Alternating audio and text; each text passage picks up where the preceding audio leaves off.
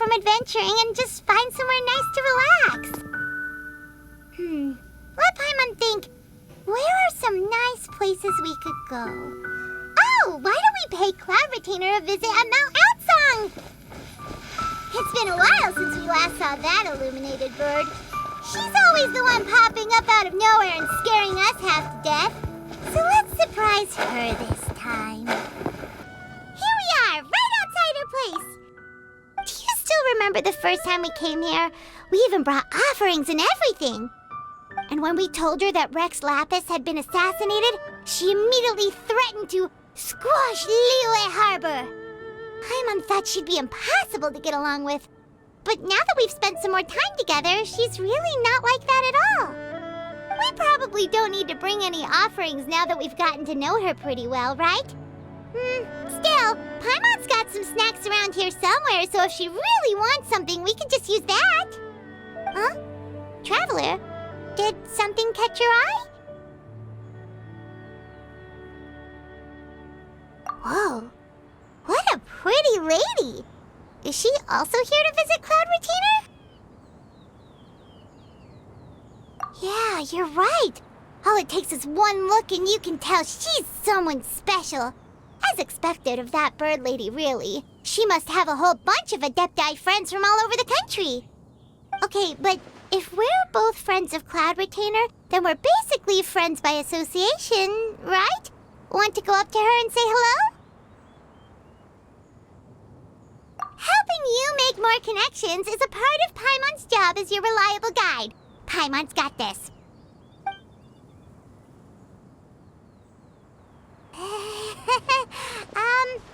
Hello.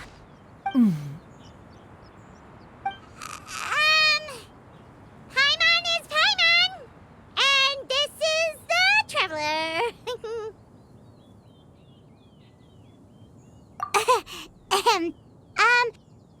Paimon doesn't think we've met, but we're also friends of Cloud Retainer. May we have the pleasure of learning your name, Madam Adeptus? You two...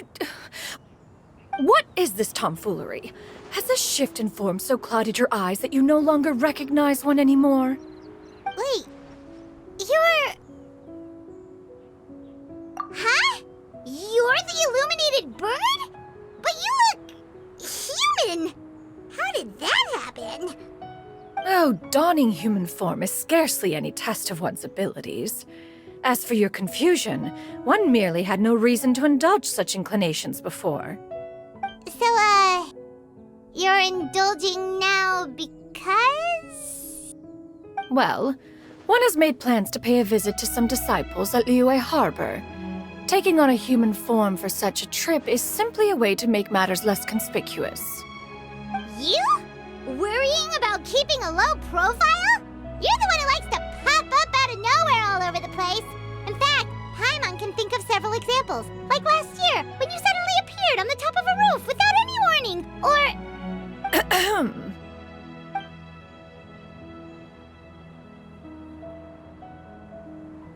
Hey, didn't we agree not to bring that up unless she asked? Oh? So you have taken care to follow the proper rules of etiquette after all. Most commendable.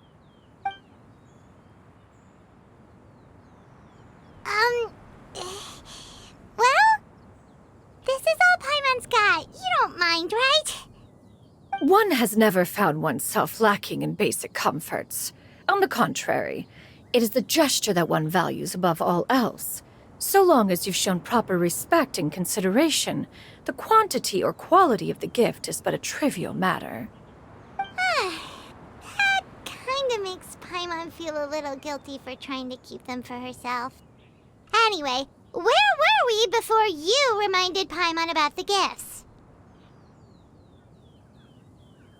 Ah, right. So by disciples, you must mean Ganyu and Shenhe. It's also been a while since we last saw them. Maybe we can come too. One planned to extend the invitation even if you had not raised the matter yourself. Shenhe and Ganyu should be quite pleased to see you again. However, one would first inquire as to the reason behind your visit here. You have cause to seek one's company? Yeah, we just found ourselves missing you and wanted to see how you were doing. We were hoping you'd tell us one of your stories. Who knew we'd run into your human form while we were at it? Is that so? If there are no urgent matters at hand, then let us make haste for Liyue Harbor. Ganyu is likely still working at Yuehai Pavilion, so that shall be our first stop. Sounds great! Then let's all go to Liyue Harbor!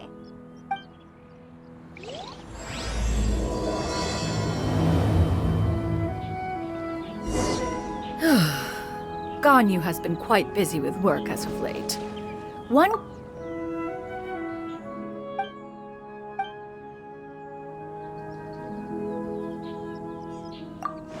Shenoha has also secured employment recently. In her correspondence with me, she wrote that she shall have no need to return for the foreseeable future. Did they think one was so easily mollified? One shall investigate everything with one's own eyes and decide for oneself if their living conditions are satisfactory.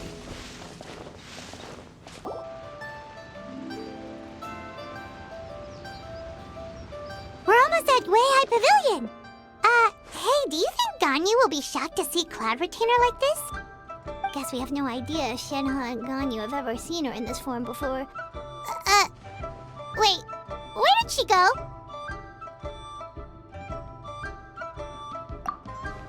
Why are you just standing there, Cloud Retainer? Quietly now. One shall stay here. You two can go and meet with her. But why?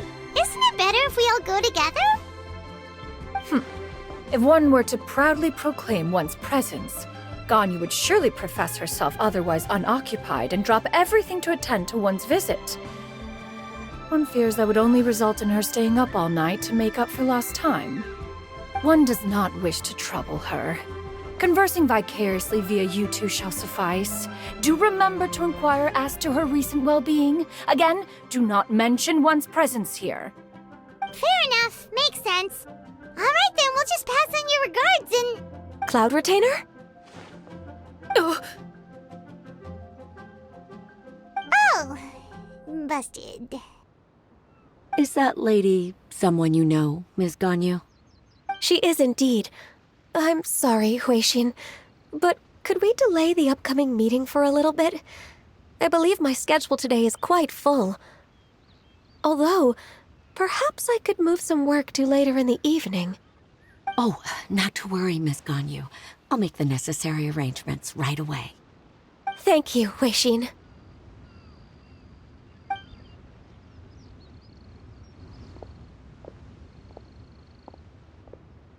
It's been a while, Ganyu.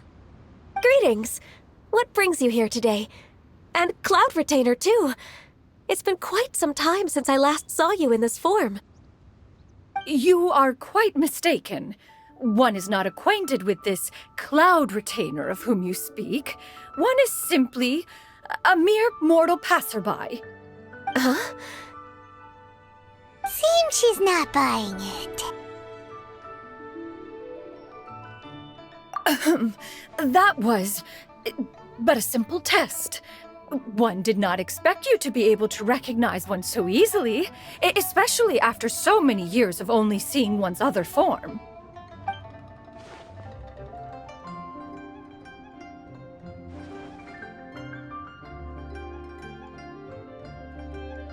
But recognizing you is, my responsibility as your disciple.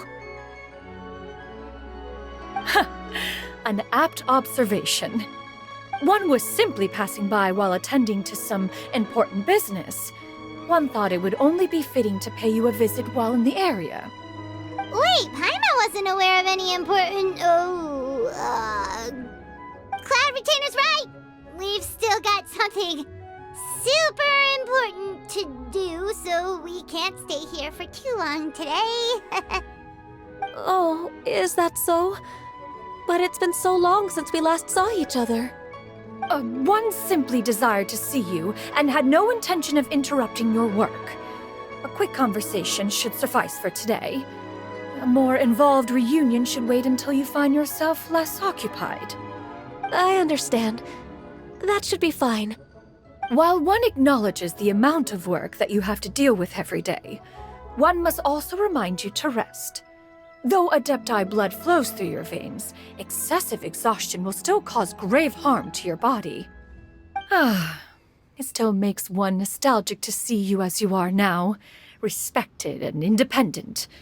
When you were young, you oft begged one to cuddle you to sleep when you suffered from nightmares. Cloud Retainer! Stop! If you insist. We are running short on time regardless, so one will refrain from going into each and every story. Why don't you continue your conversation? One shall simply stand by and listen. Wow, you've been to so many new places since the last time we spoke. If you ever need anything, please just come find me at Yuehai Pavilion. Also, forgive me for my presumptuousness, Cloud Retainer, but if you plan to continue appearing in this form, don't you think it'd be helpful to adopt a human name? A human name? Huh. You raise a valid point.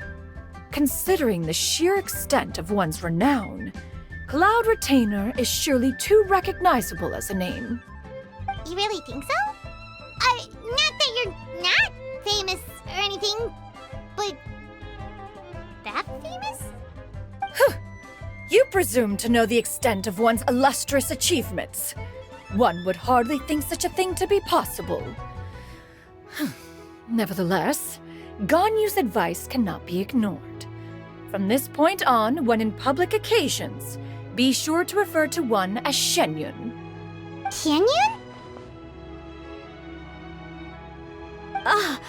I assume that's a reference to the full record of Pristine Pavilion.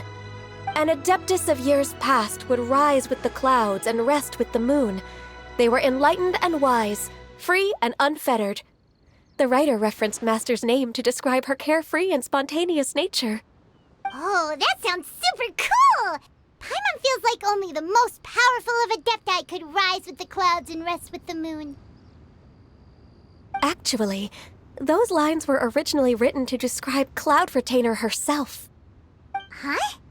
Wait, so you're really that powerful? And what of it?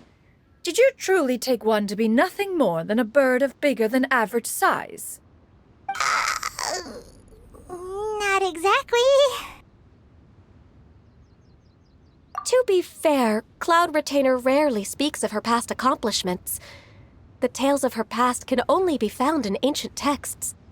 It is said that once, a long, long time ago, there was a severe drought in Liyue.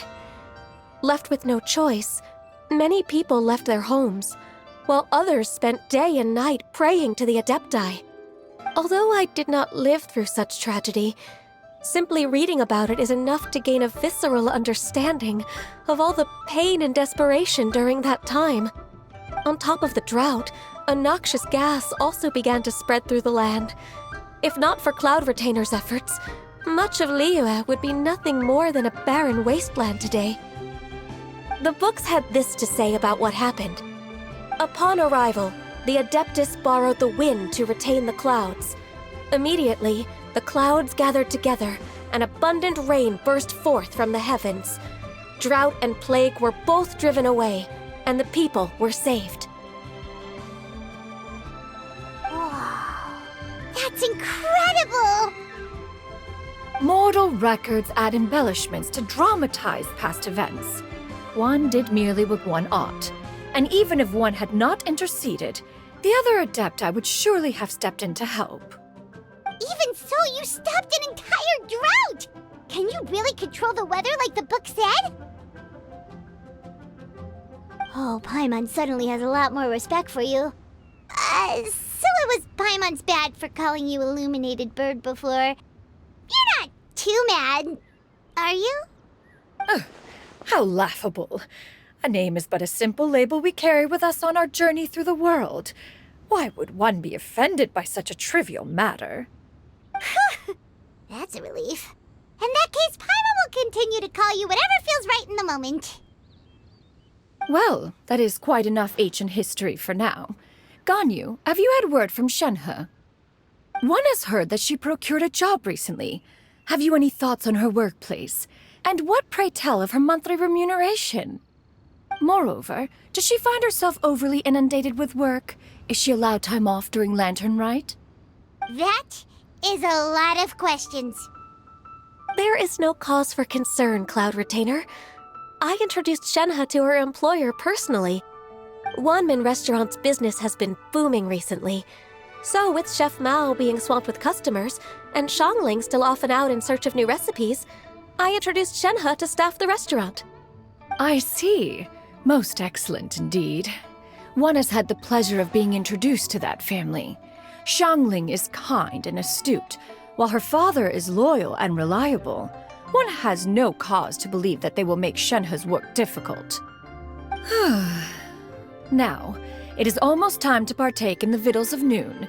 One shall visit Wanmin Restaurant in person and see how Shenhe is doing. Huh? But didn't you just say that you had something important to do? Can that wait until after we've eaten? You may return to your work, Ganyu. One shall see to this matter on one's own. There will be many an occasion to dine together in the future. One is certain the opportunity shall present itself most readily. Of course, Cloud Retainer. Please take care. Traveler, Paimon, I'll see you some other time. See you around, Ganyu! Whew! Paimon was pretty quick on the uptake there, don't you think? As soon as you mentioned important business to attend to, Paimon realized that you were just looking to cut the conversation short and not take too much of Ganyu's time. Is Paimon right?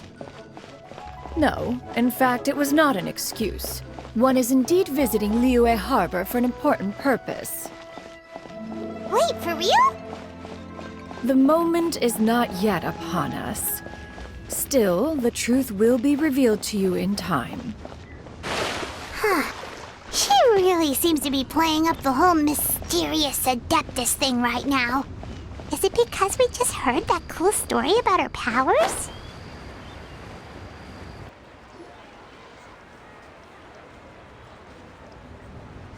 You get what I'm saying, right? Yeah, how can I not? Not even fine food is enough to distract from the presence of a fine lady, eh? Oh, I'm far more interested in getting her details than ordering any dishes. Hey, how about you ask her? You do it! No. I think you should. Wait, she's coming. What can I get for you today? Greetings, miss. I was just wondering if you'd be... What would you like to order? 2 servings of more meat to go. Good chat. Bye.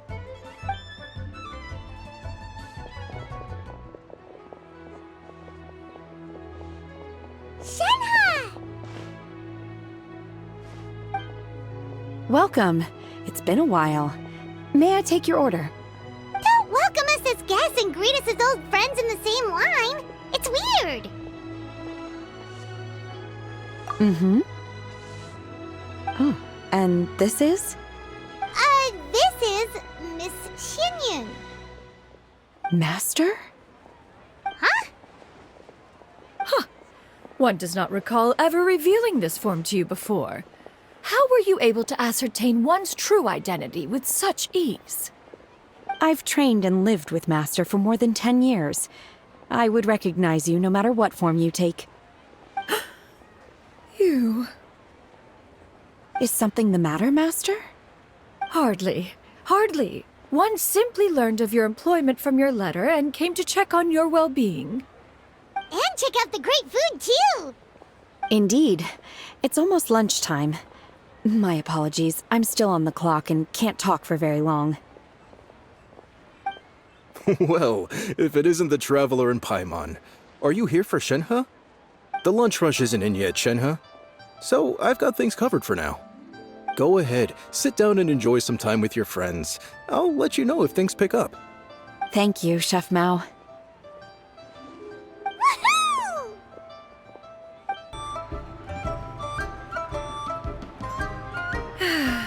It is just as one expected. The owner of Wanmin Restaurant is indeed a most reasonable and accommodating human. Still, the work here entails dealing with quite a varied group of people. Has this been difficult for you, Shenhe? It's been manageable so far. I sometimes run into strange people, but I have figured out a way to deal with them. Seems like you've been making progress. So by dealing with them, you mean... First, I try to talk sense into them. If that doesn't work, I threaten them with violence. At this point, they usually decide they are in favor of a civil conversation. How should Paimon put this? Oh, a sensible plan. One is gladdened to see you integrate so well into human society. And you, Master? How have you been? Simply marvelous. Though Mount Outsong has scarcely enjoyed your presence recently, one has hardly found the pleasure of one's own company to be lacking. I see. Just as expected of Master.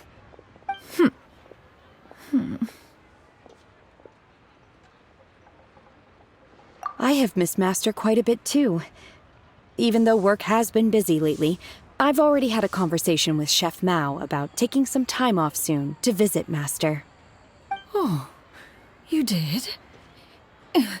Do make note of such matters in your letters in the future. There's hardly a need to keep one in suspense. Whoa, her mood shot up just like that. By the way, Master, since you are in Liyue Harbor, have you had the chance to visit Ganyu? Indeed. She is similarly preoccupied with her work. There was time only to exchange a few simple pleasantries. Ganyu told us the story of Cloud Retainer's name. It was amazing. We never knew how powerful she was before. I see. In that case, allow me to also share a story about Master's past. Oh? Is that a problem, Master? I believe this to be a good topic of conversation. No, not a problem. One was simply caught off guard. But no matter. Please, proceed.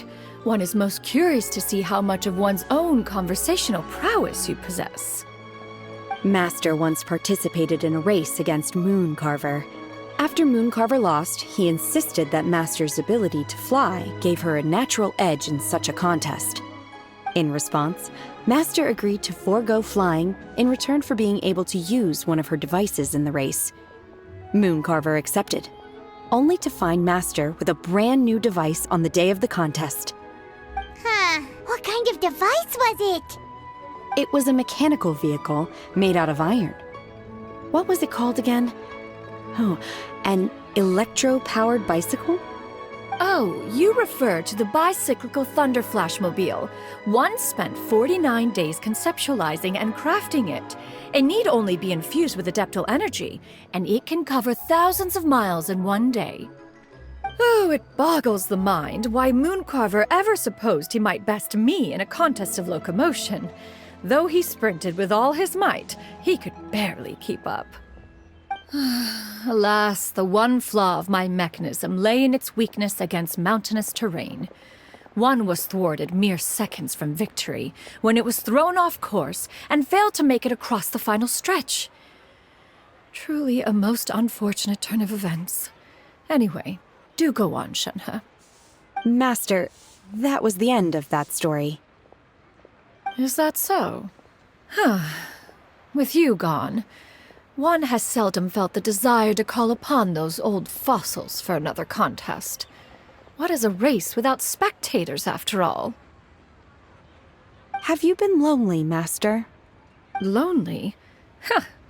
At one's age, entire human generations come and go in the blink of an eye. Even one's own self-directed musings can span several days and nights. 'Tis a most foreign sentiment. The mere mention of it is preposterous.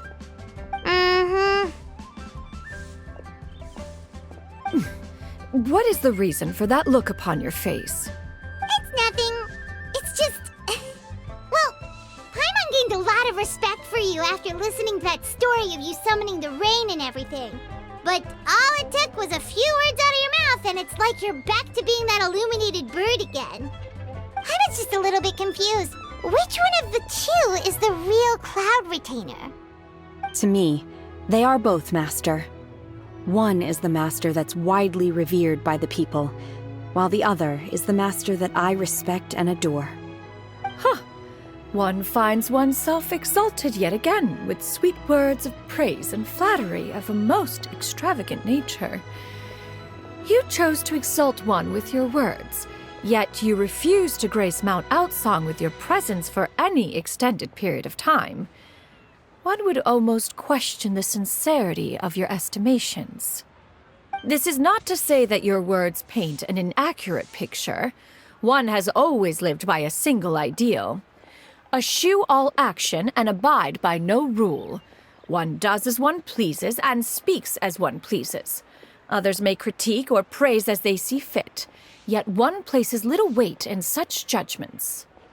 She got like, what, 2 sentences of flattery from her disciple, and it's as if her ego is about to burst.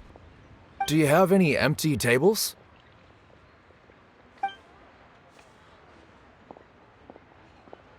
Hey there, could we get another fish stew?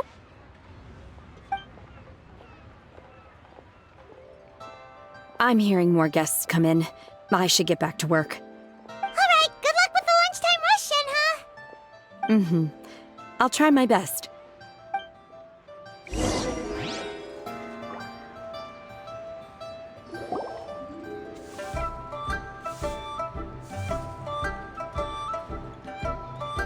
much yummy food! Paimon's gonna feast! One is fond of all kinds of delicacies and delights in a multitude of flavors. The dishes here demonstrate no shortage of culinary skill. Their unique flavor profile has left one more than satisfied. In fact, one has been struck by quite the fit of inspiration. One has already begun to conceptualize the next generation of supreme cuisine machines. Everything's so tasty! A bit too hot at times, but still super tasty. I'm sorry, miss, but our tables are full. Shall we try somewhere else, Granny? But it smells so delightful. Can we really not eat here? My poor legs can't go on for much longer. Well, you could always check with some of the other guests and see if anyone's happy to share a table. Okay, I'll ask around.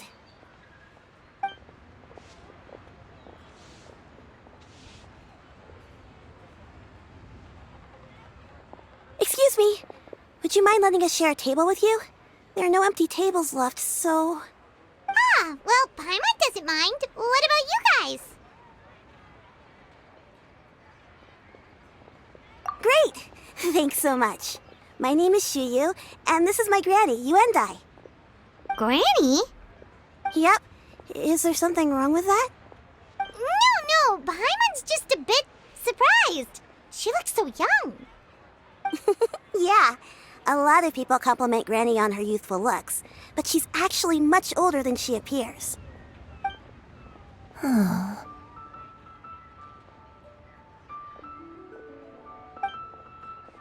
Granny? Why don't you take a seat? Come on, it's not polite to stare. Huh. Have we met before? No. 'Tis a fated meeting, then. Please, take a seat. What would you like to eat, Granny? I can order for you. I want braised earthworms. They always pop up out of the ground after a rainstorm. No, not this again. Granny, there's no braised earthworms on the menu. Braised earthworms? Well, that sounds weird. Do people actually eat that? Right, that's what Paimon was thinking too. Need any help? Help? Oh, do you mean with Granny? Thanks, that's nice of you to offer. Granny has pretty bad dementia, so her memory's getting worse all the time. She's always saying things that sound kinda confusing. Actually, her memory's been bad ever since I was little. But it's gotten so bad lately that I even have to remind her who I am every morning. They died young. It's just me and Granny now.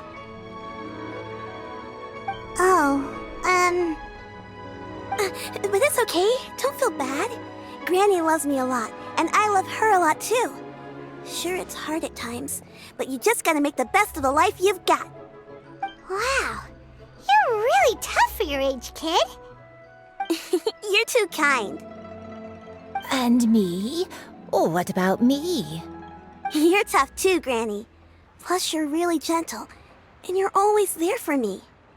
Yes, and it's hardly as if I forget everything. I still remember the important things. Wait, what was that really important thing again? Ah, I remember now. It was a dream. I had a dream where everything was dark. Someone was standing in front of me. She told me to come and find her, and that once I'd found her, I would be free. Huh? That sounds super important. But how come you've never told me about it before? It was just a dream, so I forgot about it. But I'm in a good mood now, and somehow I remembered it again. You know, I believe I've had this dream a great many times. But just how many times have I had it? Now that I do not remember. Wait, so you have a reoccurring dream where someone's talking to you? That sounds spooky. Oh, does that mean you're possessed? Unlikely. Her eyes are clear and her breathing remains calm and level. One sees no signs of possession. Are you sure? Who do you take me for? Is one not an adept? Am I not an expert?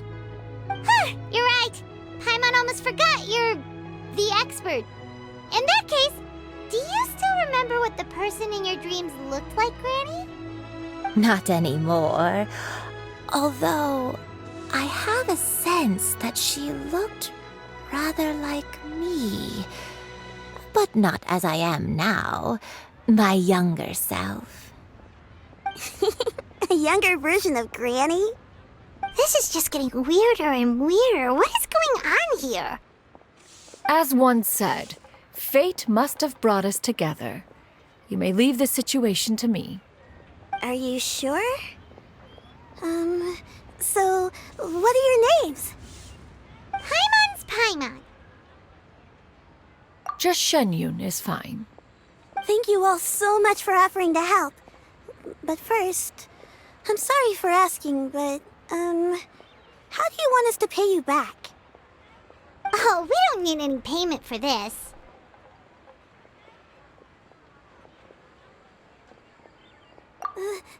Thank you so much. You're welcome. But Miss Xianyun, what exactly can we do to help out this granny? All we have to go off is that dream.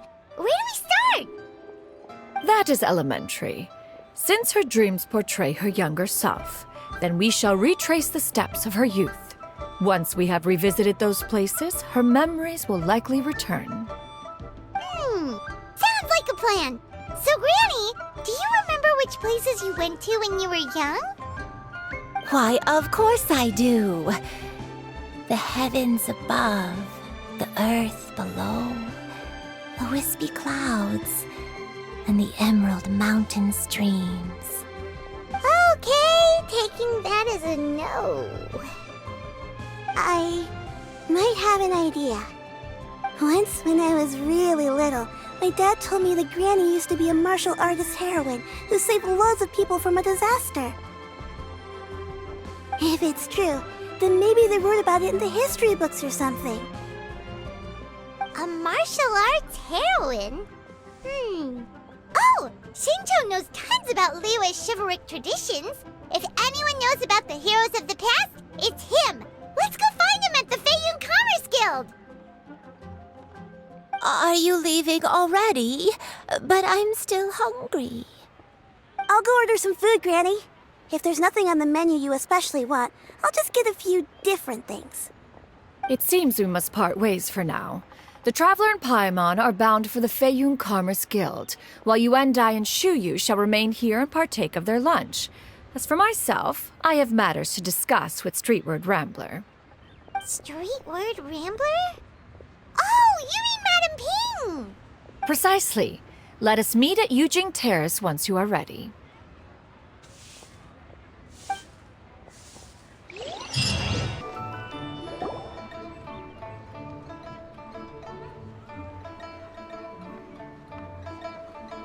Huh. It's you two. What brings you here? Xinqiu! Great, we found you! We wanted to ask you about something.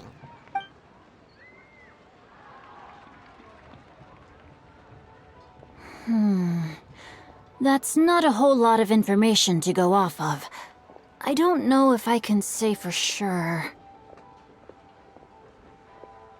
I can't pinpoint her identity from your description alone, but considering her age, I am reminded of a nameless heroine who's been featured in various chivalric novels. Nameless heroine? That's right. The novels often speak of a great drought from 50 years ago. As the people suffered, a nameless heroine appeared and began to clear away evil spirits and bandit camps. The people idolized her, but never learned her name. All they knew was that she always acted alone. Later, though, she supposedly fell in love with a similarly noble-minded exorcist from Mount Tianheng. They were well matched in more ways than one, often fighting together as a fearsome duo of otherworldly strength. After the drought ended, the heroine and the exorcist left the public eye and began living a reclusive life in the mountains. All that remained were tales of her incredible accomplishments. The way this nameless heroine faded from fame into obscurity later in life is not too dissimilar from Miss Yuendai. I hope that's somewhat helpful. Thanks a lot, Xinqiu. We knew it'd be worth talking to you. It's nothing at all. Just something I came across while reading. I did do a bit of extra research on her story, but it was just out of personal curiosity. Well, Paimon still thinks that's super cool. Oh, wait, Xinqiu, if you've read up on her, do you know of any places often associated with her? Let me think. In the novels, the nameless heroine always appeared near one of 3 places. Wangshu Inn, the area just north of Jueyun Karst, and Qingyun Peak. Perhaps the real-life heroine who inspired the character was also often seen near those 3 places. That would explain why those locations appear in the various novels written about her.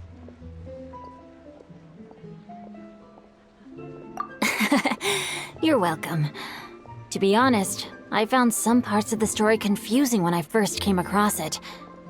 If Miss Yuendai was indeed the original inspiration for the character, she may just be able to help me put the pieces together. It's rare for a chivalric hero to fade into obscurity during their lifetime, even after retiring from the public eye. But no one ever saw or heard from the nameless heroine again. There were even rumors that she became extremely ill. I've never understood why someone would go to such lengths to erase themselves from public memory. It's almost as if she was trying to hide from something. There's probably far more to the story than what's been written. We'll be sure to tell you if we manage to uncover the truth. That's a deal. Perhaps, behind the truth of it all, there lies a story more fantastical than any work of fiction. Paimon feels like we just learned so much from Xinqiu. A drought, a nameless heroine, a life of seclusion. Wait, why does the story sound super familiar? Oh, right! There's a drought in this story, too! Xinqiu, are droughts super common in Liyue or something? Well, they used to be. But people have long since developed methods to prevent them, like by cultivating the soil or digging canals. So while droughts do happen from time to time, they are rarely regarded as true disasters. The drought 50 years ago is probably one of the worst we've had in the last several centuries. The crops withered, the streams ran dry, and the monsters in the mountains became rabid and agitated. Countless caravans were attacked, and people who lost their homes came together to form bandit groups. What started as a natural disaster soon became a human tragedy as well. That sounds awful. Yeah, And that's exactly why the nameless heroine was so beloved. She must have been someone of true integrity, to do so much for the people while asking nothing in return. Still, as terrible as that drought was, it was nothing compared to the truly calamitous disasters that befell this land in ancient times. They say that back in those days, disasters were both more severe and more common.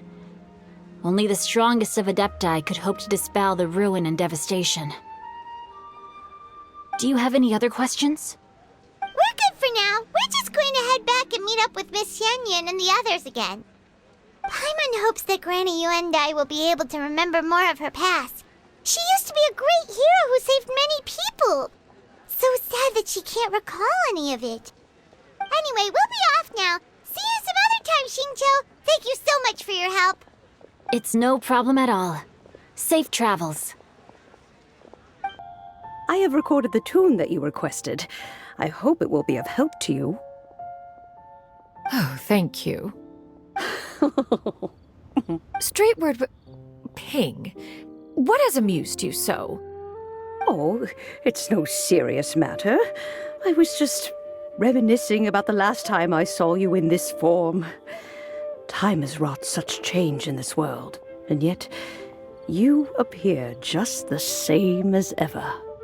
Time has little bearing on one's existence, nor has one keenly felt its effects whilst dwelling at Mount Outsong.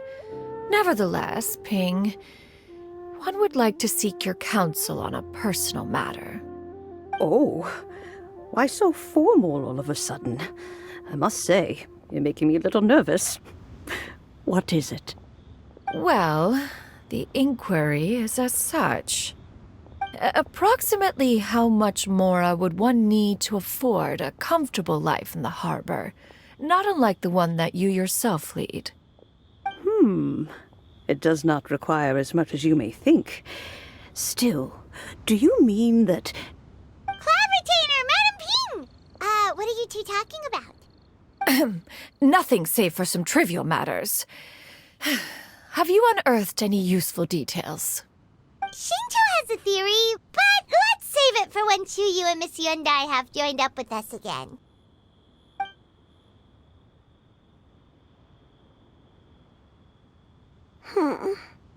Do not be troubled, young lady. Here, have some tea. Thank you so much. What do you think, Chuyu? Does it match up with what you know of your granny? According to the story, the nameless heroine eventually fell in love with an exorcist from Mount Tianheng. Maybe that's my grandpa. I don't have many memories of him, but there was this one time I found a box in our attic full of a bunch of weird sigils.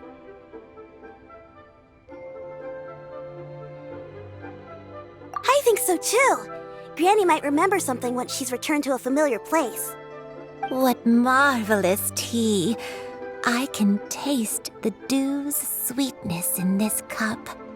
It's as if I was taking a stroll in the mountains, thoroughly one with nature and at peace. Is that so? Then please drink as much as you like. There's no need to hurry. At our age, it's always nice to slow down and take the time to appreciate pleasant conversation among friends. Thank you.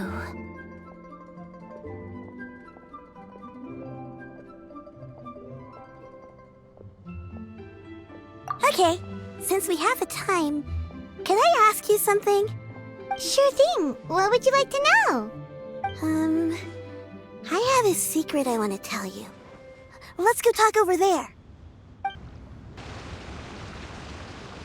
What's wrong, Chuyu? Well, I've been kind of meaning to ask ever since we started talking in the restaurant, but are you guys all Adepti in disguise?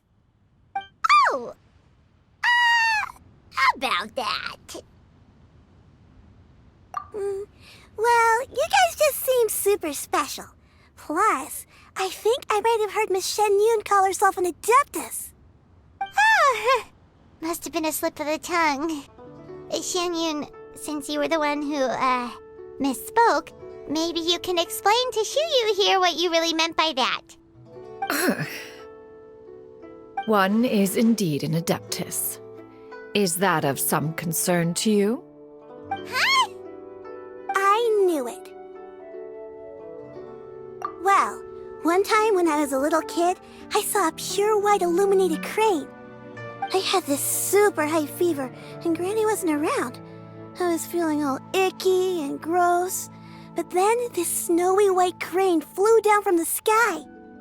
She put me on her back and flew me to her cool Adeptus house and fed me some sort of magic potion. When I woke up, I was already back in my bed and my fever was gone. I really wanted to thank her, but I was too sleepy to stay awake, so I never got the chance. So, I just kind of wanted to ask if maybe any of you have ever met an Adeptus like that? A pure white illuminated crane? The only two we've ever met are blue and white and black and brown. Have you ever met one that's pure white, Cloud Retainer?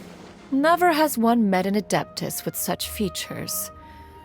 One surmises such a description is but a hyperbolic embellishment that oft results from narrative accounts. That's weird. Was it really just a dream then? Well, even if it was just in my head, it doesn't matter that much anyway. All I really want is to help Granny recover her memories. I'm really grateful for all your help. Leave it to us! Now that we know the 3 locations, we just need to visit them one by one. Let's go to Wangshu Inn first! Okay, I'll go get Granny.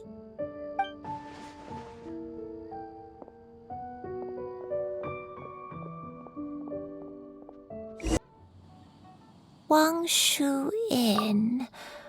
Wangshu Inn. Do you remember this place, Granny? Yes. The fish here is very delicious, and if you look out into the distance, you can always spot a bird that's been left behind by its flock. I believe I used to have a room here. It had a window. Yes, I spent a lot of time looking out that window.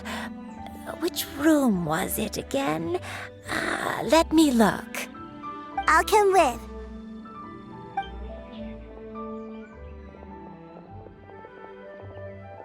Paimon's still having some trouble understanding what she's talking about, but if she's so familiar with this place, that must mean she lived here, right?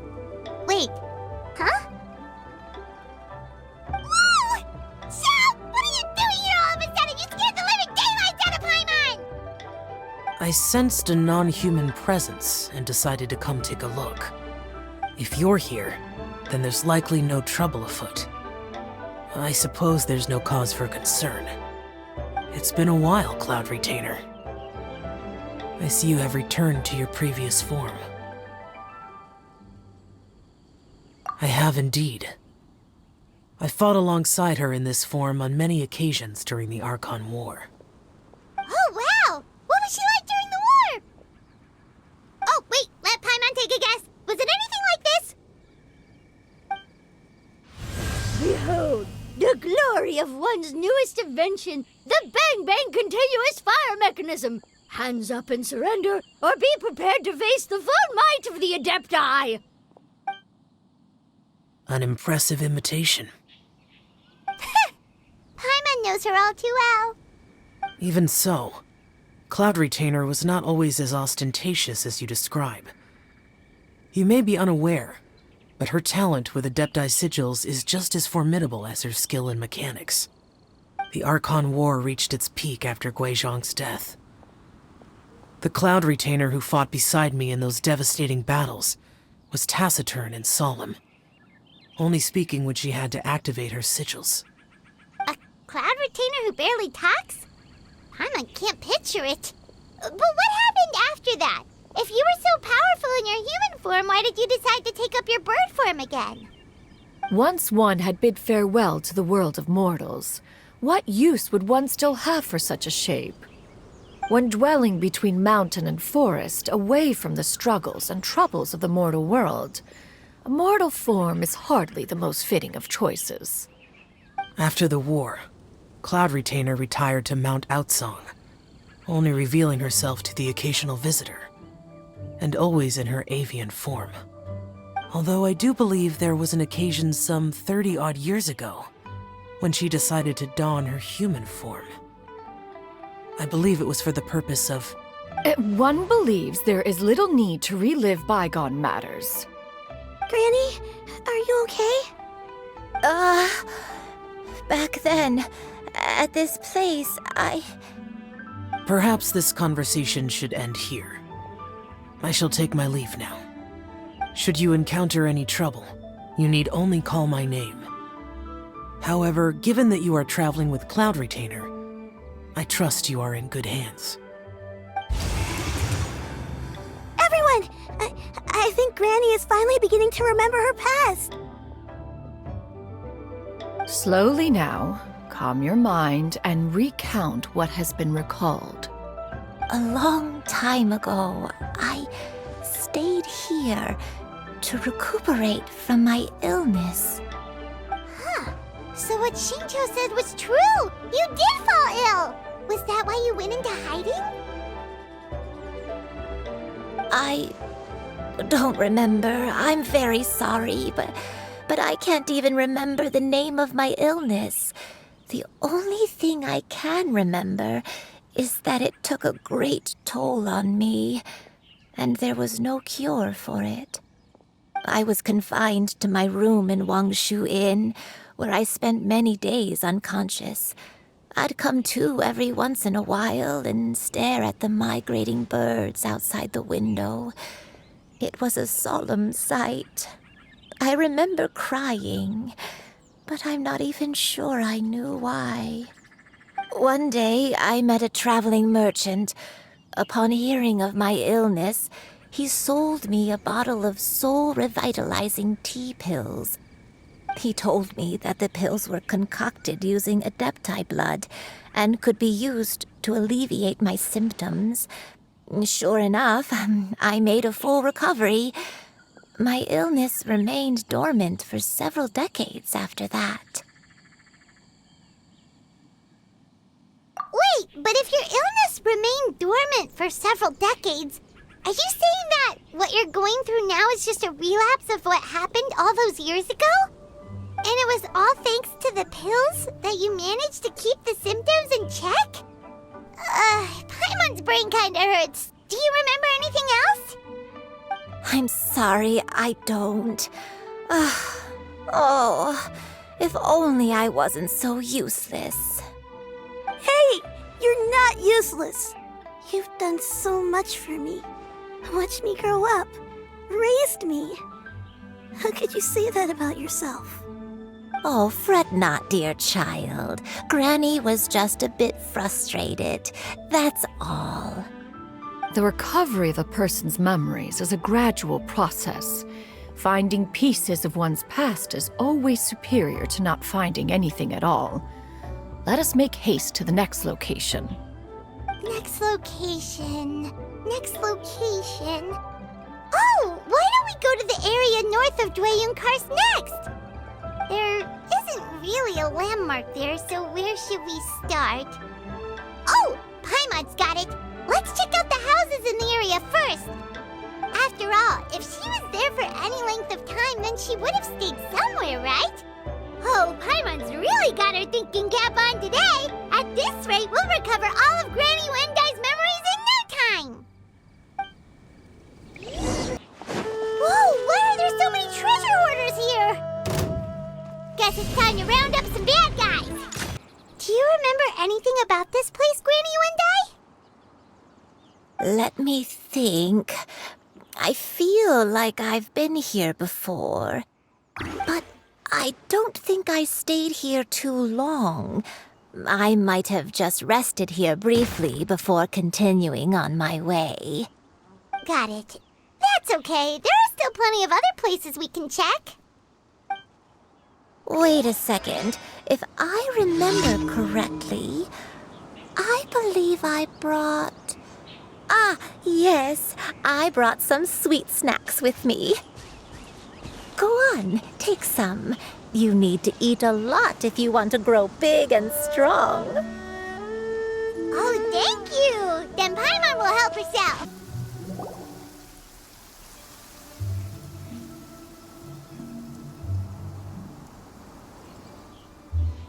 Paimon sees an abandoned house! Why don't we take a break over there? This place, it's...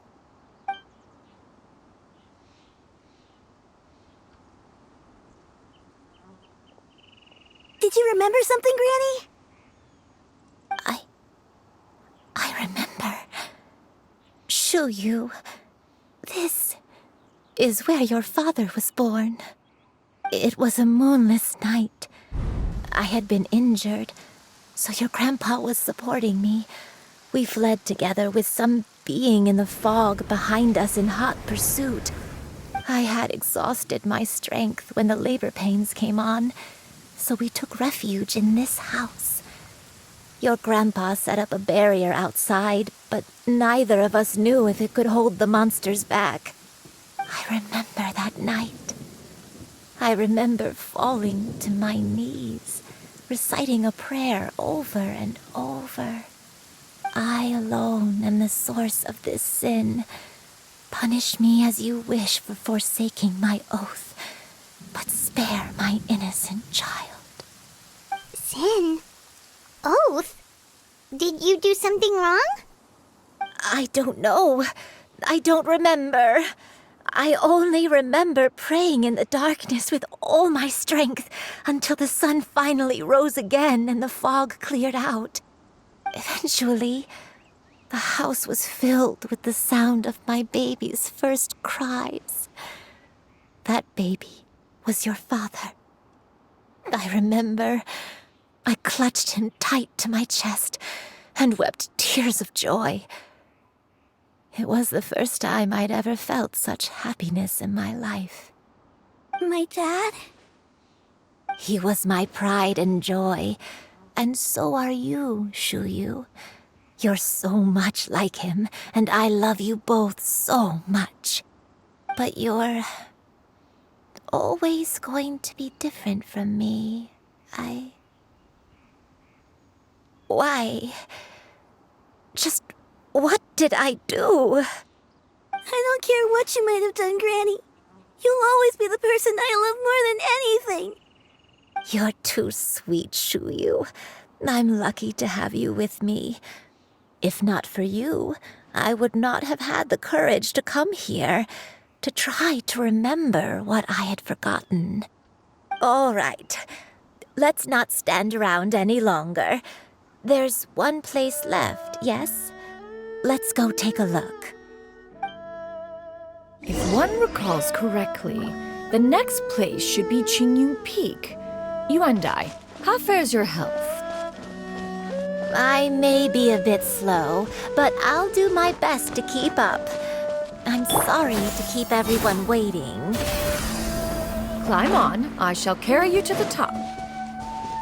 Oh, such lightness of weight. All those who grow old grow frail in the end, do they not? First, you lose your memory, then your health. Eventually, you end up losing everything. My only wish is to depart this world with a lucid mind, to free myself of this torment and the burden it places upon others. Fret not, you have my aid in this endeavor.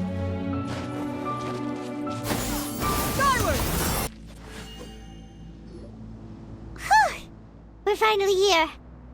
Does this place feel familiar to you, Granny, one day? Let me see.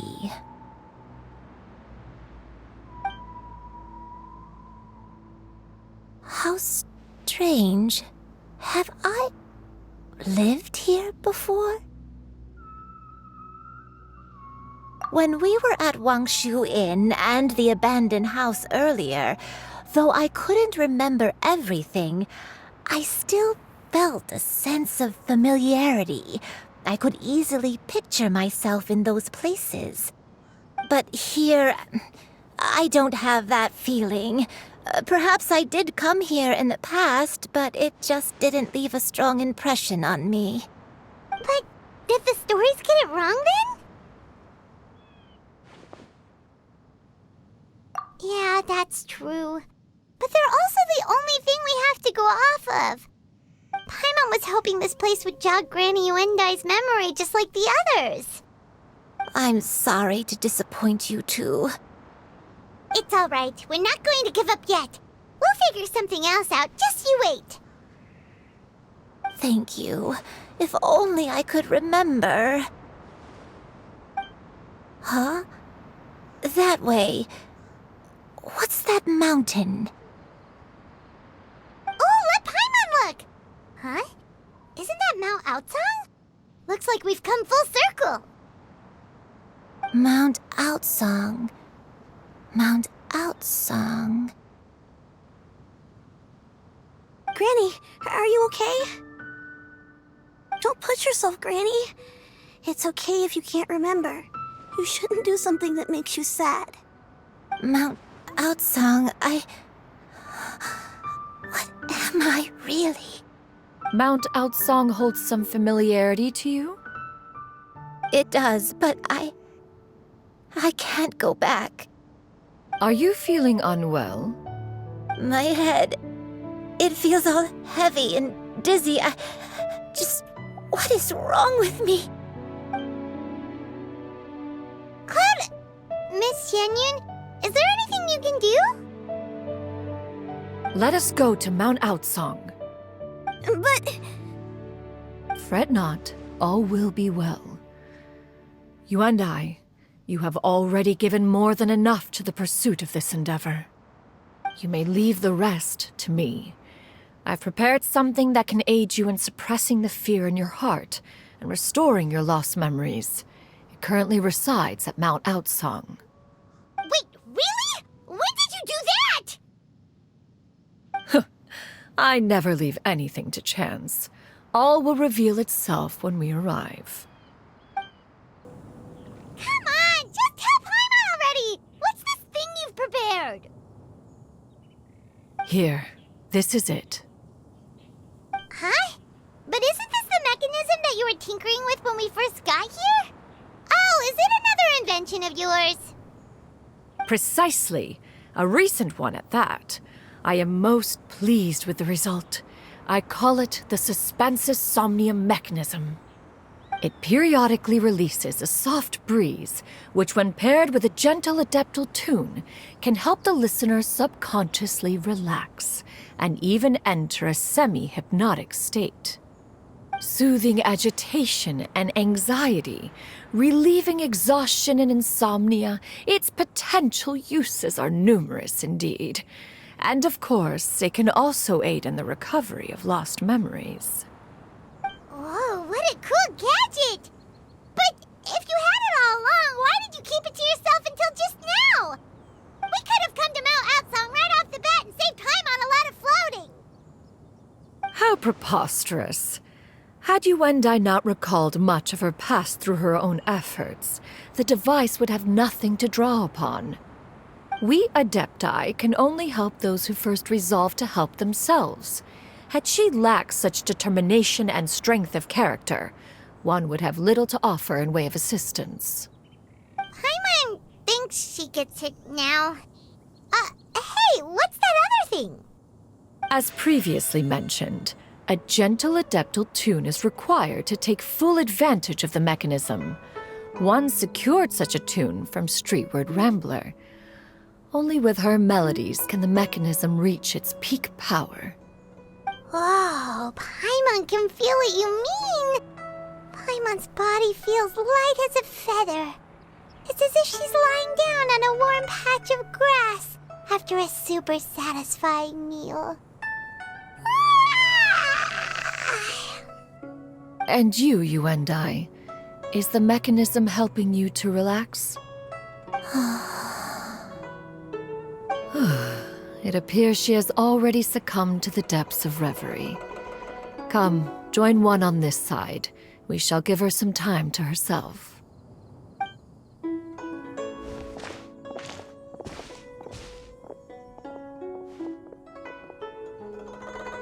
The drought is over. But why do you look like you want to cry? The potion. It's nearly run its course. I've never regretted meeting you. Not even for a second. Please.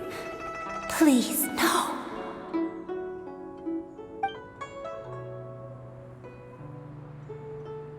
Have you forgotten? This is the world you left behind. One of gentle breeze and morning dew, perfectly straddled betwixt the realms of heaven and earth. This is your home. This is where you belong. You should have never left. The you of the past, the me from not that long ago. We should have never.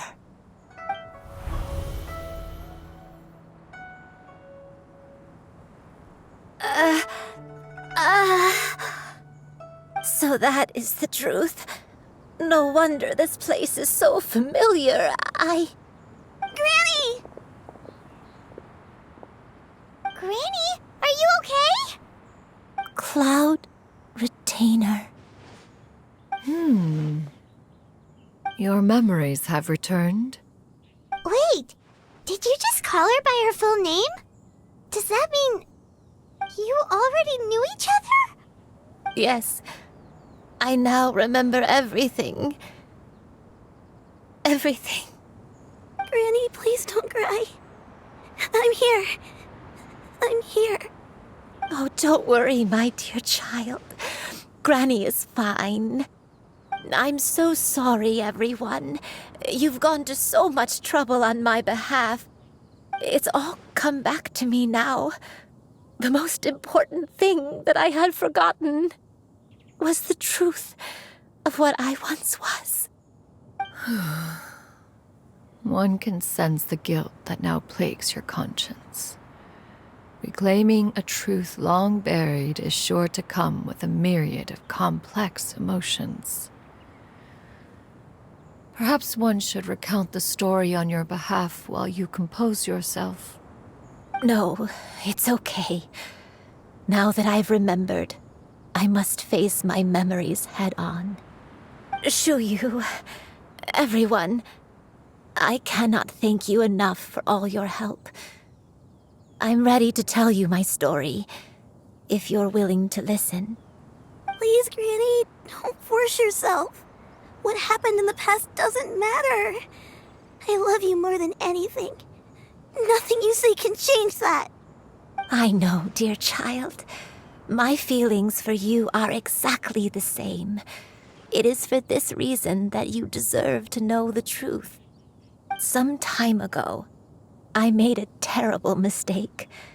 One for which I could never atone.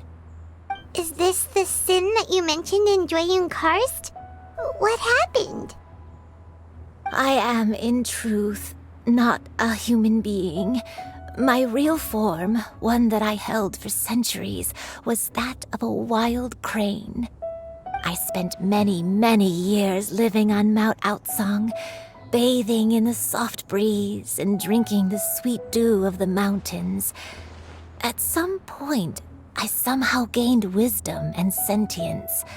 The Lord of the Mountain, Cloud Retainer, became aware of my existence and began to share many stories with me. She even passed on the secret of cultivation to me. Though she never took me on as a formal disciple, I always saw her as my master. Whenever she took out her tools to work on mechanisms or new inventions, I would also stand next to her and watch. I even contemplated completing my training and becoming an adeptus in my own right. I followed her teachings, and time gradually passed us by. Until that fateful day 50 years ago. 50 years ago? That's right. Master regaled me with many stories of her past deeds. From them, I learned how she had saved people from a similar crisis in the past. She was the one I looked up to the most. More than anything, I dreamt of becoming an adeptus like her. I wanted to travel the land like she had, relieving suffering wherever I went. But I was still far from being a real adeptus. I possessed no ability to take on human form and fit in with the crowd.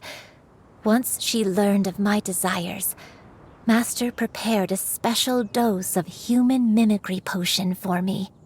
She warned me that the potion's effects would only last 10 years, and if I were to fail to return to my original form at the end of that time, I would forever forget my past as a crane and become something neither human, beast, nor adeptus. Oh no. So that was the source of your dementia all along. Was it because of Grandpa? Indeed, I fell in love. Though he was human, he had spent his entire life training on Mount Tianheng. When we met, it was not only my first foray into the world below, but his as well. Although clumsy and impulsive as he was, you'd think he was the real strange bird among the two of us. But still, just like me, he cared deeply about the world and wanted, more than anything, to cleanse it of all pain and suffering. I could not help but fall for him. But my time continued to tick away. Those 10 years passed by in a flash. Yet I did not want to leave his side, so I... Oh no, what happened next? I committed an offense. I wanted to stay with him, even if it meant living a life full of pain and suffering, even if it meant that I would eventually turn into a monstrosity. I knew I had betrayed Master's hopes, but I was too ashamed to face her. So I wrote her a long letter instead and asked someone to leave it outside her abode. I was convinced that she would not support my decision, and I lacked the courage to speak to her face to face. In my shame, I fled and tried to hide from the world, such that no one would be able to find me again. But that was only the beginning of my troubles. I began to suffer from a strange illness. My memories became hazy and confused, and I could no longer keep myself awake. I understood that my pain was caused by my refusal to return to the life I was fated to lead. Along with my memories as a crane, I soon forgot the true cause of my suffering as well. I knew only that I had committed a sin. All I could do was pray for forgiveness, even if I had long forgotten what needed to be forgiven. Looking back, I was beyond lucky to have come across that traveling merchant at Wangshu Inn. It was such a fortunate coincidence that we were there at the same time. If it weren't for those soul-revitalizing tea pills, I probably would have... Granny! What's wrong? Coincidence? Why did I ever think it was a coincidence? Tea pills concocted using the blood of an adeptus? No, it couldn't be. Master, don't tell me. Back then, that merchant was actually... Human custom would dictate the conferral of gifts to be in order when one's progeny is wedded, would it not? Consider the pills a symbol of one's best wishes. So when I tried to conceal my name and mistakes from the world and hide myself away in perpetuity, the only person I managed to deceive was myself. You knew where I was all along. One still remembers when you were but a fledgling. You possessed a certain fondness for a particular game. You would hide yourself among a group of wild cranes and ask one to pick you out from among the flock. One found you with such ease every time. 'Tis a truth most evident. One always recognizes one's own. no matter what form they may take. Wait! Paimon's confused! So, Cloud Retainer, you found Yuendai again? But how? When? And what happened after that? Perhaps it is now time for one to recount the rest of the tale.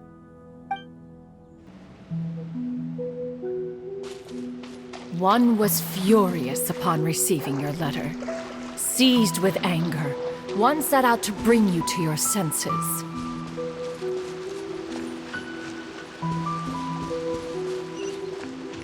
Yeah! Scatter! Yeah! Scatter!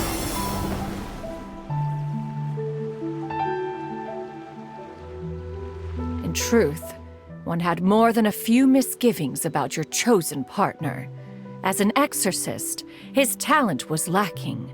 One could hardly say his skill with sigils was any better.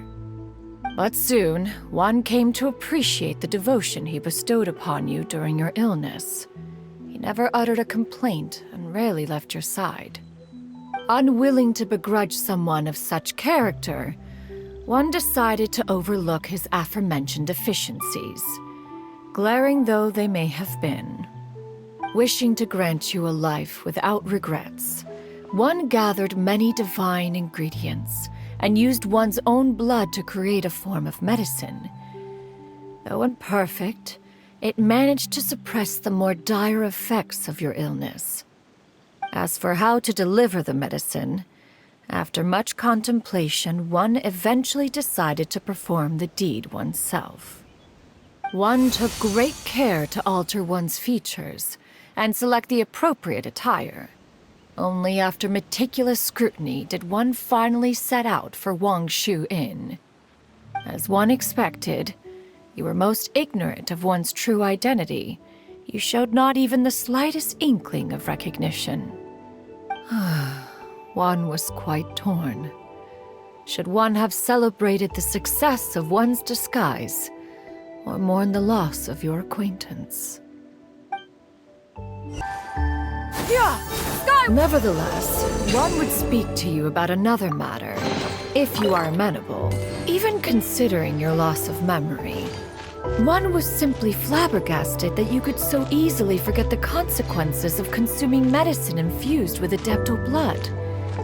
Its proclivity to attract monsters is hardly that complicated of a concept to remember. To think that you tried to travel while weak from sickness and heavy with child. Had one not intervened to clear the fog, all of you would have been lost during the night. Yeah! Skyward! Scatter! Yeah!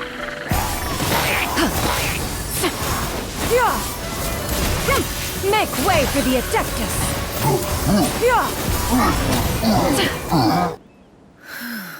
Those monsters would hardly have pursued you with such ferocity without sufficient incentive. They were likely incited by the presence of godly remains. Said godly remains, in turn, were likely drawn to the trace of one scent on your body. One was, after all, an active participant in the Archon War. Some of the gods were likely shattered by contraptions of one's very making. In the end, one was relieved to see you endure through the night. At the break of dawn, one heard an infant's cry pierce through the air, and one saw you carefully cradle the child to your chest. Although certain mortal matters remain foreign to me, one could not help but be moved by your joy. To see you happy, that was more than enough. Now you should have a complete understanding of the events. Wait! But if that's true, then the crane who took care of me when I was sick must also be... Ah, one had almost neglected to recount the absurdities of that tale. Just as Yuendai troubled one with her antics, so did you give one many a headache. Upon finding you burning with fever, one made plans to bring you back to one's abode for treatment. However, upon seeing one's form, you began to cry, refusing to get on one's back. When one asked you why, apparently you believed that one could not possibly be a true Adeptus because all illuminated cranes are white from tip to toe. One had no choice but to apply powder to one's body to conceal the variegated nature of one's appearance. You became more than amenable enough when one stood before you devoid of any other coloring. It bears mentioning, however, that as a crane, Yuandai was nearly entirely pure white in color. Though you had never encountered her in that form, you still recognized the essence of her being. Perhaps fate brought you two together in more ways than one. Now all has been revealed. One owes you an apology, Yuandai. One recognized you upon your very entrance into Wanmin restaurant. One has always viewed you as a disciple of equal standing with Ganyu and Shenhe. Indeed, one wished to bring your story to a satisfactory end with this visit to Liyue Harbor. Still, one could not reveal your identity right away. Had one simply informed you of all you had lost, all those cherished memories would merely have become the fictionalized account of another. Memories are most meaningful when recalled by those who lived through them. Would you not agree?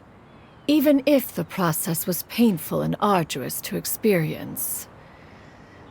Have you any further inquiries? Master, I must ask. If you found me all those years ago, why did you leave me be, even though you knew about my mistake? Why did you not bring me back to Mount Outsong by force? One has never regarded your action as a mistake. It was a simple choice, nothing more. When it is time for one's progeny to leave the nest, it is the responsibility of an elder to let them fly free. Yet, when your wings grow weary and the night grows dark, just know that you always have a place to which to return. 'Tis a refuge referred to by many a name in mortal writing. Home, nest, haven. Whatever its denomination may be, its essence remains quite unchanged. One speaks, of course, of a place not unlike one's own abode. One's disciples are free to come and go as they wish, yet the door remains forever open to those who wish to return. One rather hopes you count yourself among them. Thank you. Thank you so much. You and I. One expects you too have sensed the rapid deterioration of your condition as of late. Have you not? 40 years ago, you chose a path without a future. Though one used one's own blood to provide you with a few decades of extra time, it merely delayed the inevitable. One may have extended the path, yet one was unable to alter its final destination. Even the power of an Adeptus has its limits. Had your condition continued to deteriorate, you would have forgotten your life as a human entirely. In the end, you would have turned into a creature lacking in the ability to even comprehend its own monstrousness. Fortunately, you were able to avoid that scenario by reclaiming your memories. Though one sped the process along by providing some guidance, the result is entirely a reflection of your own effort. So, what's gonna happen to Granny? One will help her reclaim her original form as a wild crane.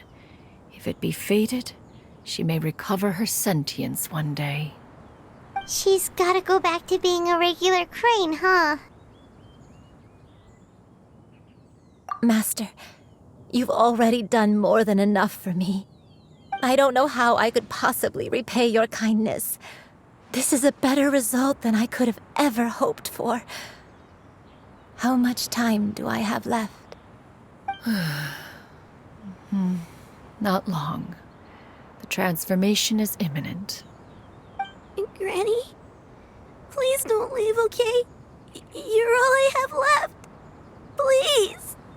Don't be sad, dear child. Granny has led a wonderful life. My only regret is having to leave you behind. Don't forget to eat well, okay? A growing young lady like yourself needs lots of good food to grow big and strong. Promise Granny you'll take good care of yourself when I'm gone. I promise, Granny. I'll do whatever you say. Good girl, good girl. Don't worry. It's not goodbye forever.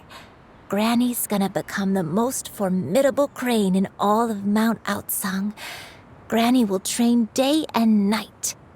I won't stop until I can turn into a human without having to rely on anything but my own power. When that day comes, we'll be able to live together again, you and I. How's that sound? Good. That's a good girl.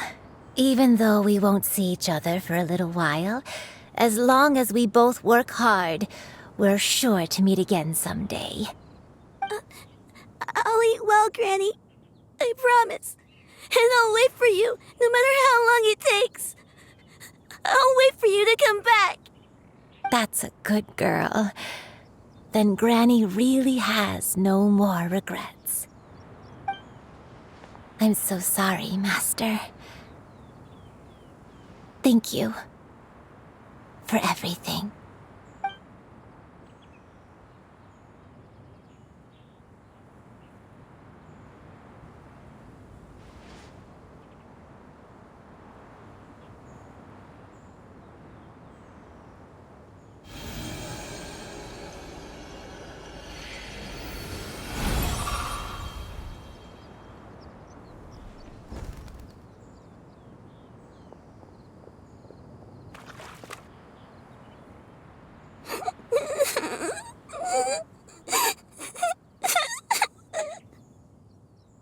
Xianyun. Let her be. At her age, crying is a natural, if not fitting, response to such an event. Tears are a necessary part of maturation. Sometimes there is scarcely a better vehicle to wash away the toll of stress and misery. Now that the issue has been resolved, you should also take a moment to relax. Give yourself some time to rest. Take a nap if you must. One will wake you in due time.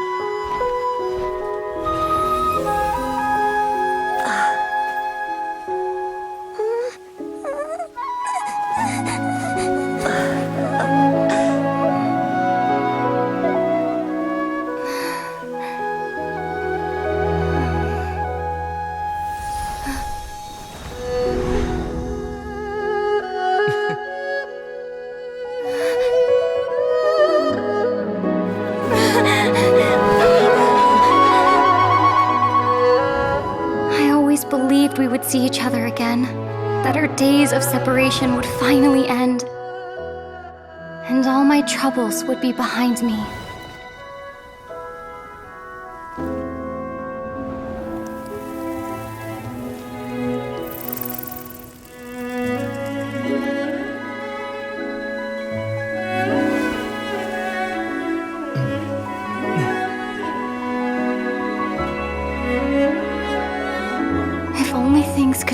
This way,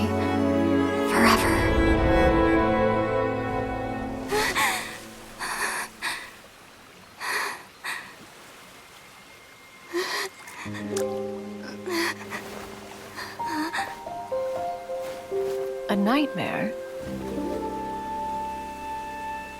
Curious. If you're relaxed, shouldn't your dreams be pleasant? It was a good dream. It's just... You weren't ready to wake up.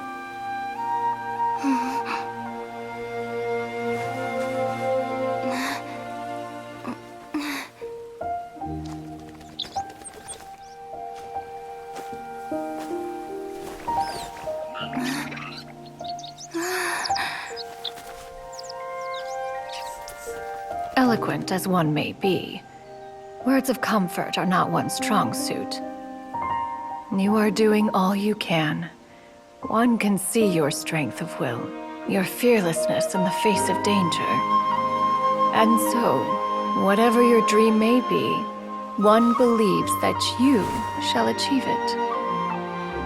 Of course, whenever the perils you face overwhelm you, or you become weary, one is always here for you.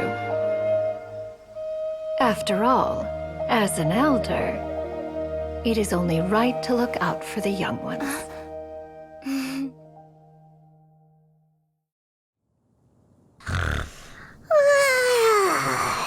Grilled chicken drumsticks. Huh?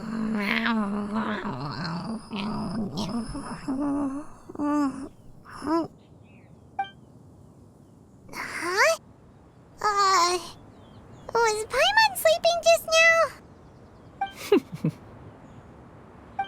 Oh,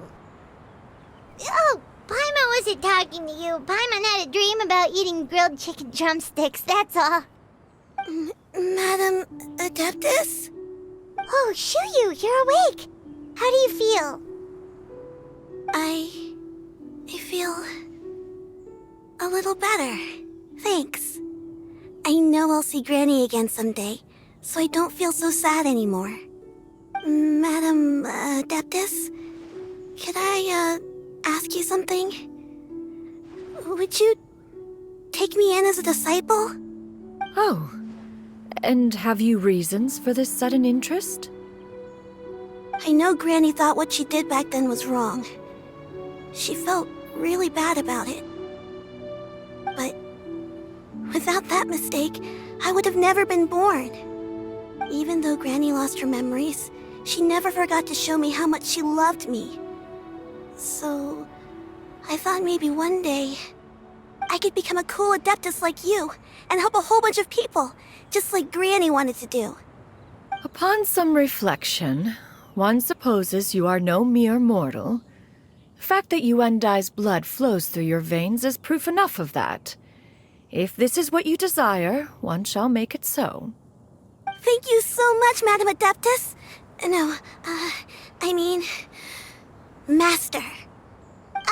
Xianyun, are you sure about this? Paimon's gonna let you in on a little secret. We've seen Cloud Retainer's 2 other disciples, and they pretty much eat nothing but bitter herbs like chin-chin and violet grass. If you join them, you'll never enjoy Wanmin Restaurant's delicious cooking ever again. How utterly preposterous. One has never enforced such a rule. Every individual must find their own path to enlightenment.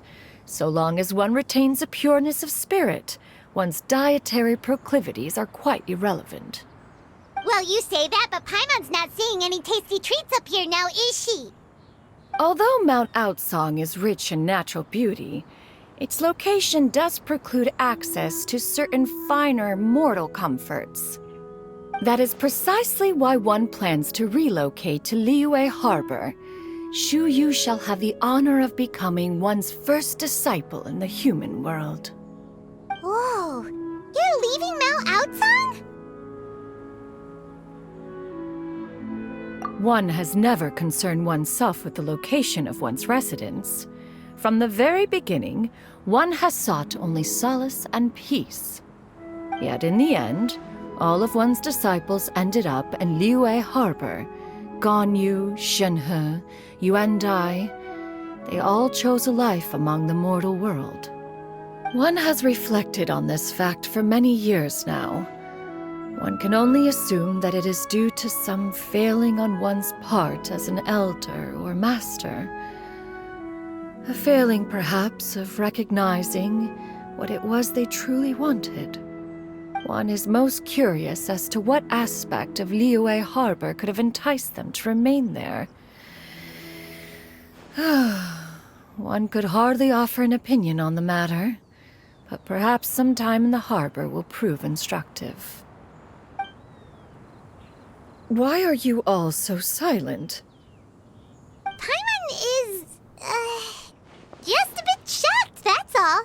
So, does this mean we can grab a meal together in Liyue Harbor sometime? One has precious little time to squander.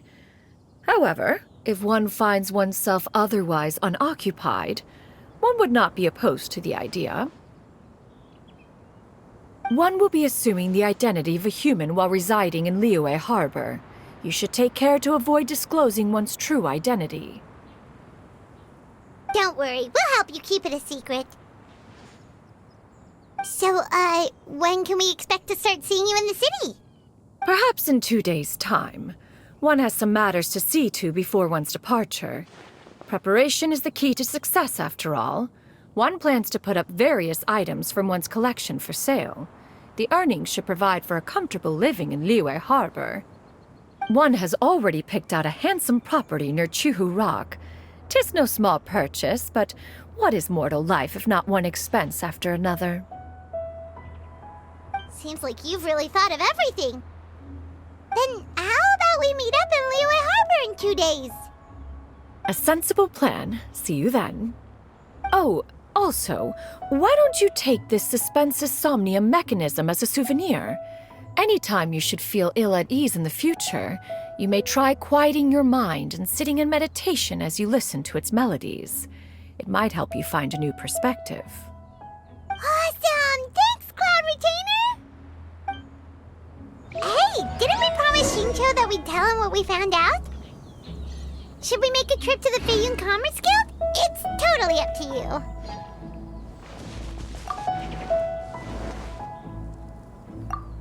So, about your move to Liyue Harbor, you gonna tell the other Adepti about it? I have left an explanatory note in my abode. Those 2 old fossils will discover it, I am sure, should they come seeking my company. Considering their recent penchant for going off on private escapades, however, I find myself caring little for how they shall receive this news. We meet again, dear friends. How did everything go?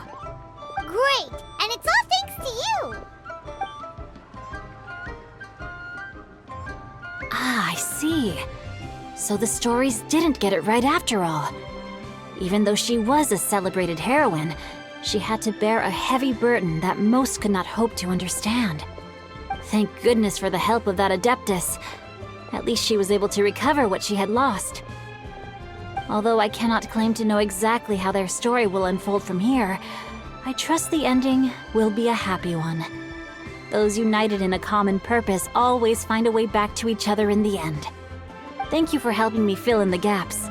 And don't worry, I'll keep this all to myself. It's not my story to tell, after all.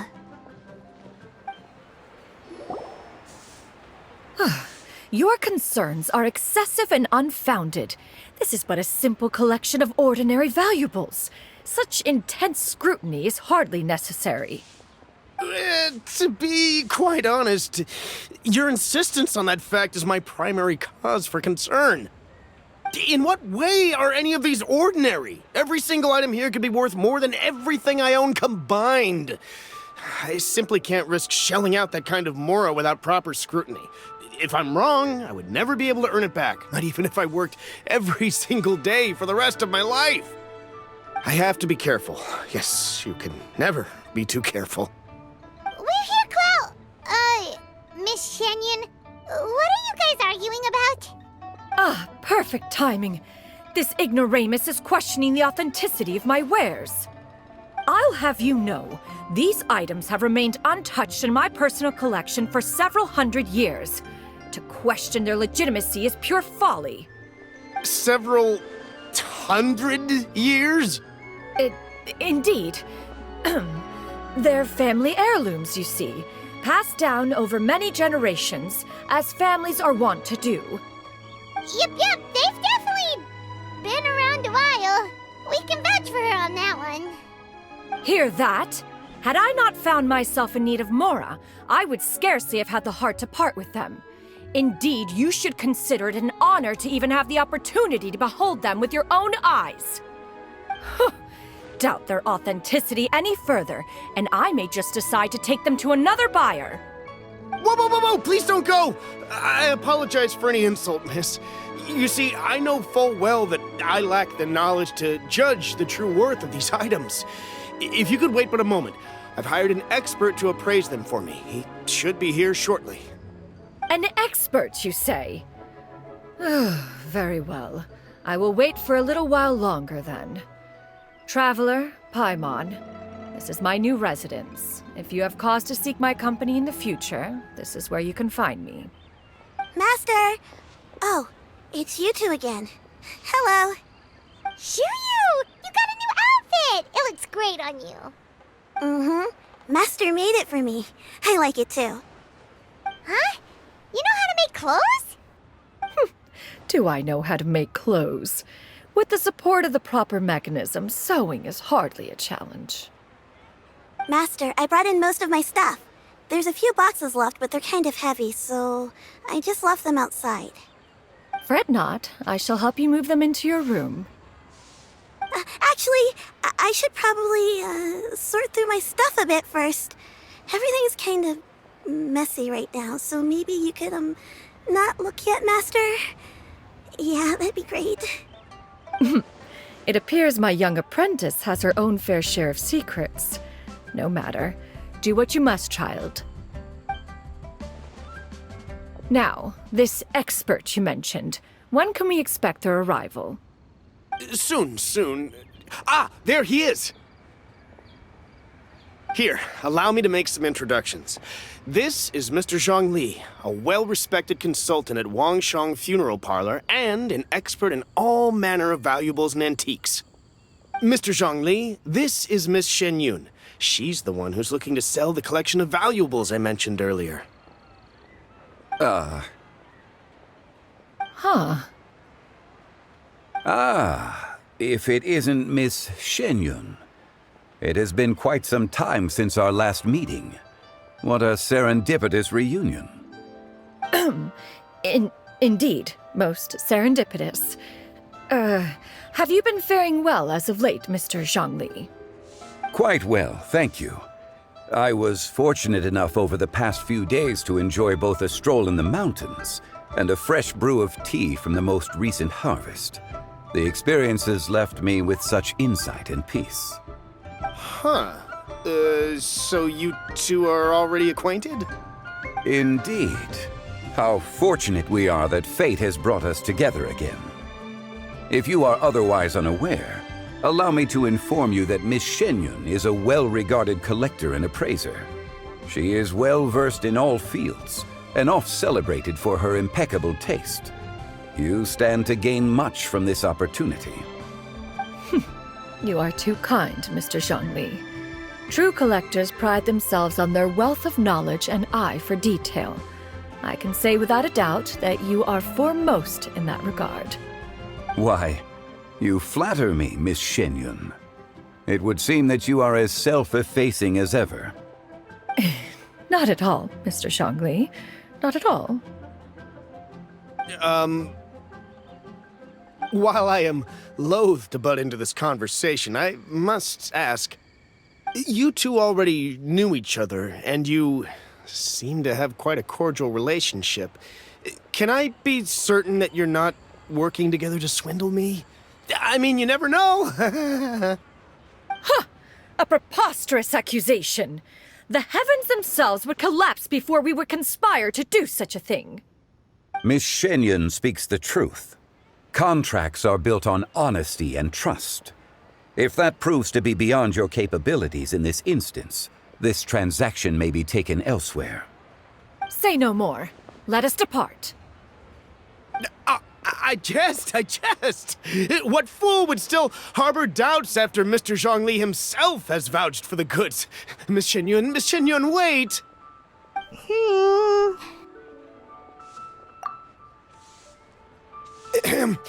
I deeply apologize for doubting you. So, Mr. Zhongli, could you please give me a final verdict on the value of these items? There is no cause for concern. They are indeed rare and precious valuables. Take this mechanism, for instance. Though one may not immediately perceive its purpose, its structure and appearance are exquisite enough to merit it a place in any fine home. The same can be said for this one here. Few could hope to possess an item that so perfectly blends mechanical wonder with geometric grace. I am sure you have heard from your travels that the study of mechanisms is among the most wondrous arts in this world. With that in mind, I earnestly recommend procuring every last item in this collection. All right. Since I hired you as my consultant, Mr. Zhongli, I shall, of course, trust your good opinion.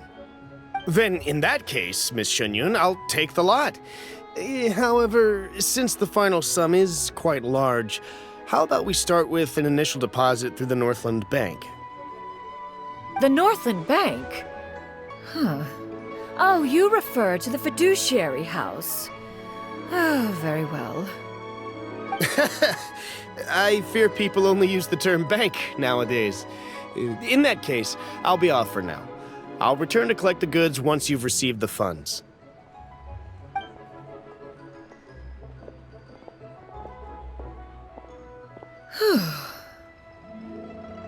Zhongli! My friends, have you been doing well? We've been great! How about you? Paimon didn't know you were such a busy consultant! My days have been quite pleasant as well. I had been quietly enjoying a cup of tea when Mr. Xiaozu requested my services. As for you, Miss Xianyun, I presume you must be looking to settle in the city? I must say, the name Xianyun sounds exceedingly strange coming from you. Perhaps you could dispense of that particular epithet in further conversation. Whatever for. Am I not addressing you as a friend should? Well, that is true, but... Alas, refer to me however you will. After all, a name exists such that others may address you with it.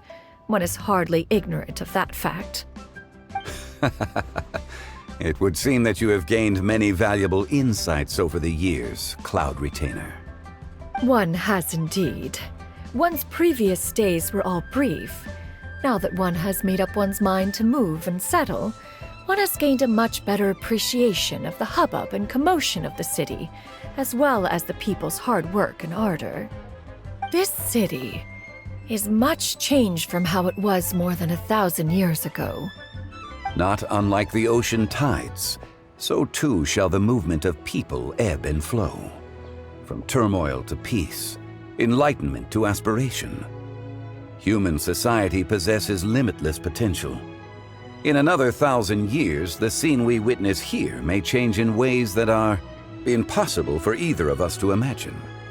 Alright, that's enough reflection for one day. No need to get all sentimental on us. You make a valid point, Paimon. Now that the sale has concluded, what say one plays the host as we try some specialty dishes together? One must profess great interest in trying bamboo shoot soup. Perhaps you have forgotten, Cloud Retainer, but I once tried my hand at that dish. You were at the table on that occasion, so logic dictates that you should have already tried it. Oh? What occasion was this? It was a reunion between friends several centuries ago. Alas, you must have been too preoccupied to secure yourself a portion. Or perhaps our other companions simply availed themselves of faster reflexes on that occasion. Huh! Hardly. 'Twas most certainly out of consideration for the others in attendance. In but a moment, one will show you what it means to have a true deftness of hand. It is settled then. Bamboo shoot soup, mora meat, crab roe tofu, triple-layered consommé. We shall enjoy the lot. One has already passed word to Shenhe and Ganyu to make a reservation. It is prime time for them to meet one's newest disciple. Is that agreeable to everyone? It should be a most splendid occasion. Shu Yu, come now, it is time to dine. Ah, This gentleman over here is Mr. Zhongli. He is, A humble employee of Wangsheng Funeral Parlor. Pleased to make your acquaintance. Nice to meet you too, Mr. Zhongli. That should be everyone, right? Let's go! Sounds good. Actually, Master, have you ever tried Adeptus' temptation? I heard it's impossible to stop eating after even just one bite. You know, 'cause it's super tempting and stuff. Is that true? That sounds rather implausible.